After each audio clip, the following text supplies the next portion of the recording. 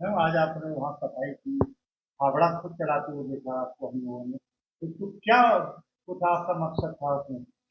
देखिए माननीय मुख्यमंत्री जी की क्या ये अंदेशा है, उनके निर्देश अभी उन्होंने पिछली वीसी में दिए थे कि प्रत्येक जनपद में एक आप कोई वाटर बॉडी चूज़ करेंगे। कोई एक नदी हो सकती है जो कि मर रही हो, कोई एक ऐसा जलाशय हो जिसमें पानी कम हो रहा हो, जिसकी आवश्यकता हो।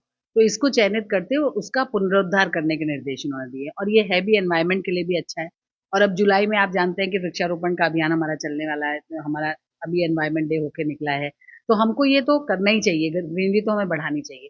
उसी उद्देश्य से जिलाधिकारी ने शेखा झील का चयन किया था और उसमें आज हम लोगों ने स्वच्छता कार्यक्रम और श्रमदान कार्यक्रम रखा था।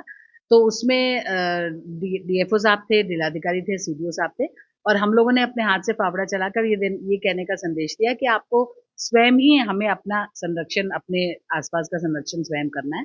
क्योंकि मैंने देखा कि है तो वो 16 हेक्टेयर का तालाब और बहुत ही खूबसूरत जगह है और मुझे बताया जाता है कि जनवरी-फ़रवरी में वहाँ पर जब पानी भर जाता है तो वहाँ पर साइबेरियन बहुत पक्षी आते हैं, साइबेरियन पक्षी बहुत दूर-दूर से वहाँ पे विदेशों से आते हैं। रशिया तक से पक्षी आते हैं और बहुत हज़ारों की संख्या में पक्षी वहाँ आते हैं। तो एक बहुत अच्छा टूरिस्ट स्पॉट के रूप में डेवलप हो सकता है क्योंकि मुझे लगता है अलीगढ़ में इस चीज़ की कमी है कि बाहर से आने वाले लोग भी, क्योंकि अलीगढ़ में अब हम लोग ऐसा कुछ करने की कोशिश कर रहे हैं कि ये जेवर के पास होने के कारण या एनसीआर क्षेत्र के पास होने के कारण कम से कम ऐसा कुछ हो जिससे कि कुछ टूरिज्म के संसाधन बढ़े और अलीगढ़ का विकास हो।